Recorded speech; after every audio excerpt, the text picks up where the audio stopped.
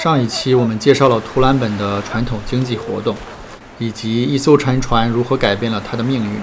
今天就让我们潜入海底，一起探索这个给图兰本带来命运改变的沉船。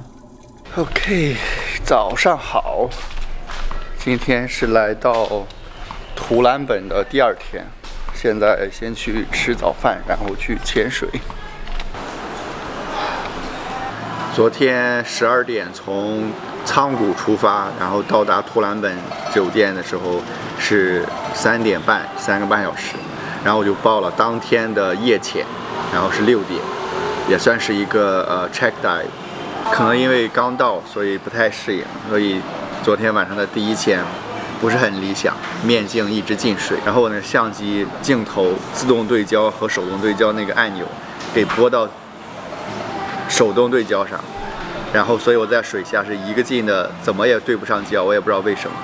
潜导在非常敬业地给我找可以拍的生物，奈何我的相机无法对焦近距离的东西。不过好在拍到了这个会动的草、狗头河豚、巨大的砗磲，还有这只逃跑的 stingray。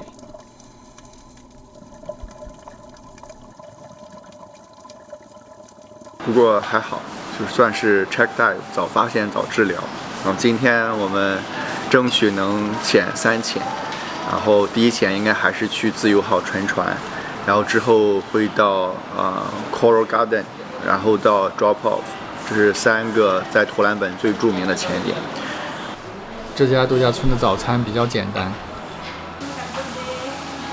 OK， 吃完早饭，我们现在准备一下去潜水了。这位就是我的潜导悠悠士。我们坐着这辆迷你皮卡车，大约只需要2分钟的时间，就到了自由号沉船潜点的入水点。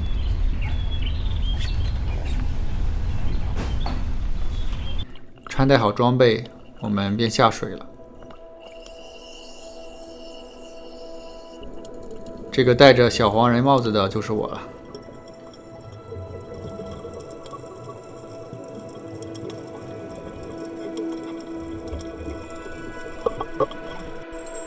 游过这一片黑沙滩，出现在眼前的这个大家伙就是自由号沉船了。它是侧卧在海底的，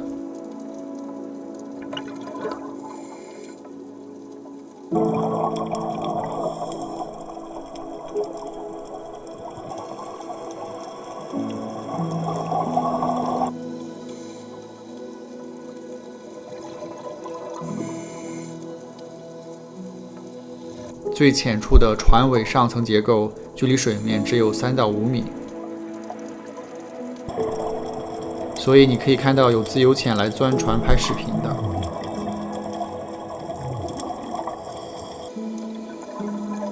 自由号已经在水下沉睡了60多年，由于海水的侵蚀，部分金属舱体和甲板已经老化和塌陷。虽然钢铁在老去，但其表面附着的珊瑚、海扇、海绵等却成了鱼类的天堂。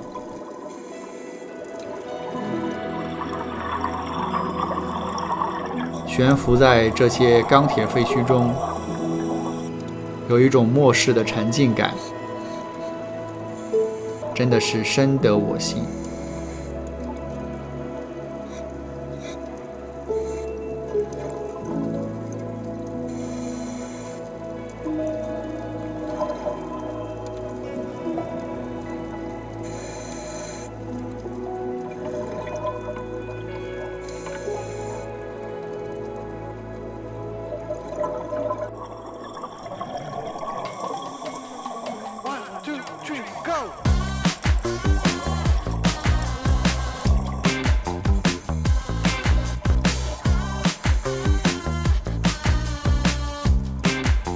虽然还是旅行的淡季，不过还是有很多来自由号的潜水员，尤其还遇到了这对显眼包。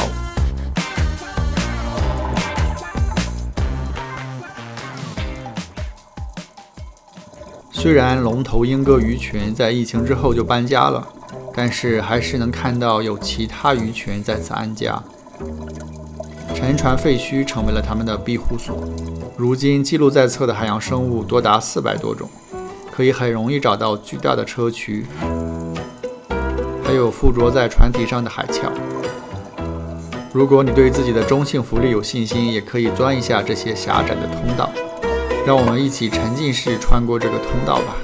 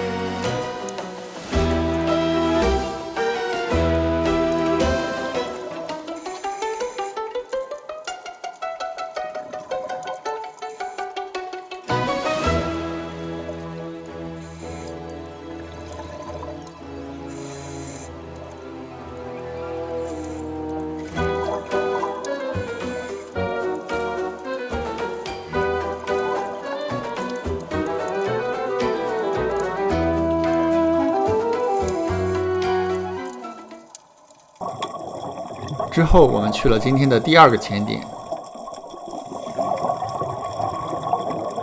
这里画风突变，像是进入了南派三叔的盗墓世界。这该不会是个海斗吧？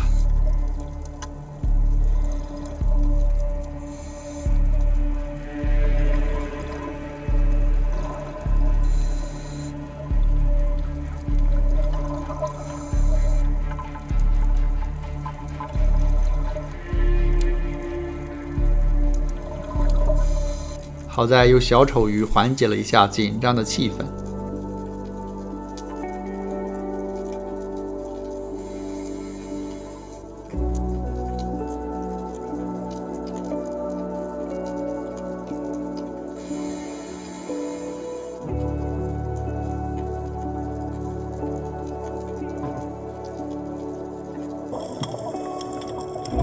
当这成片的海葵出现在视野里，我才相信了这个潜点叫 Coral Garden， 是名副其实、名正言顺的。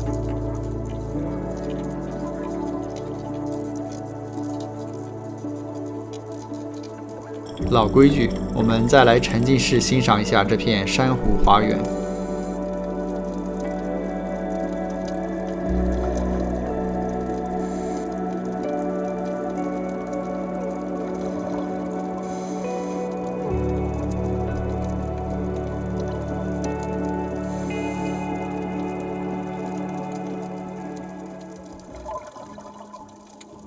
之后我们来到了今天的最后一个潜点 Drop Off。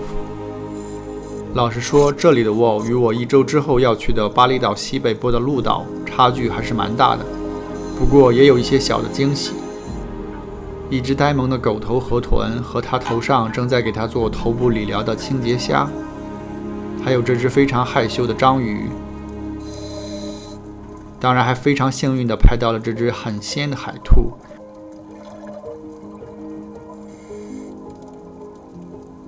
以及这只皮卡丘海兔。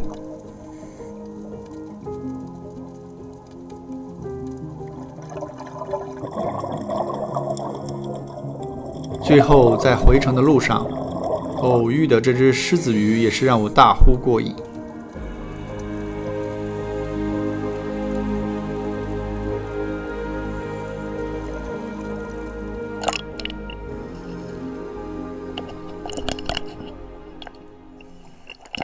刚结束我1天的潜水，潜了3潜。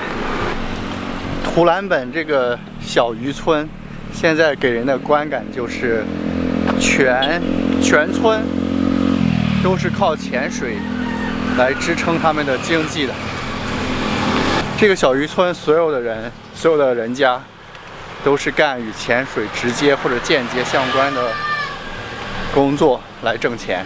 他们会在潜水店打工，做司机、做前导，或者是经营餐厅。